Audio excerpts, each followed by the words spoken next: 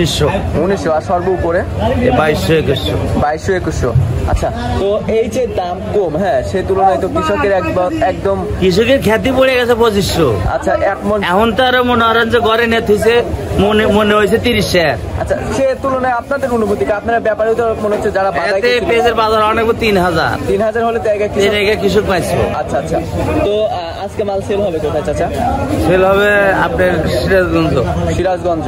আচ্ছা, তো সব মিলিয়ে এখন বর্তমানে ব্যবসার পরিস্থিতি কিরকম আছে? ব্যবসার পরিস্থিতি ভালো না। ব্যবসার পরিস্থিতি ভালো না।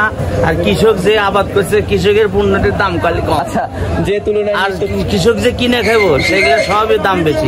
আচ্ছা আচ্ছা, নিত্য প্রয়োজনীয় দ্রব্যের দাম বাড়তি এবং কৃষি পণ্যের শুধু দাম, কৃষি পণ্যের দাম কম। আচ্ছা, তো ঠিক আছে চাচা, তো আজকে নাকি দর্শক এই হাটে যেগুলো ভালো কোয়ালিটির পেঁয়াজ ছিল সেগুলোর দাম নাকি আপনার হচ্ছে 2100-2200 করে বেচা কিনা হয়েছে দুই একটা হাটের যেগুলো সেরা পেঁয়াজ ছিল। আসলে এখানকার যে সকল ব্যাপারী আছে তারা বলতেছে যে এই হারে যদি পেঁয়াজের দাম কমে যায় সেক্ষেত্রে কিন্তু কৃষকও লস খাবে এবং ব্যাপারী যারা আছে তারাও কিন্তু লসের মুখে পড়বে। এইখানকার যে সকল ব্যাপারী আছে তারা বলতেছে।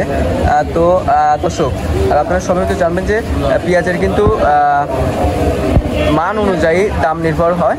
তো দর্শক বন্ধুরা, এই ছিল আজকের পেঁয়াজের পাইকারি হাট থেকে পেঁয়াজের সর্বশেষ আপডেট। তো দর্শক, ভিডিও যদি ভালো লাগে অবশ্যই লাইক করবেন, আর আপনাদের কিন্তু মতামত কমেন্ট বক্সে জানিয়ে দেবেন যে আপনারা কী বিষয়ে ভিডিও দেখতেছেন এবং বাংলাদেশের কোন জেলায় পেঁয়াজের দাম কত আছে। আর আমাদের চ্যানেলে কিন্তু নিয়মিত কৃষি পণ্যের বাজার সম্পর্কে জানিয়ে দেওয়া হয়। চাইলে আমাদের চ্যানেলটি সাবস্ক্রাইব করতে পারেন, আর যারা অলরেডি সাবস্ক্রাইব করেছেন তাদেরকে জানাচ্ছি অসংখ্য ধন্যবাদ। সবাই ভালো থাকবেন, সুস্থ থাকবেন, দেখা হচ্ছে পরবর্তী কোনো ভিডিওতে। আল্লাহ হাফেজ।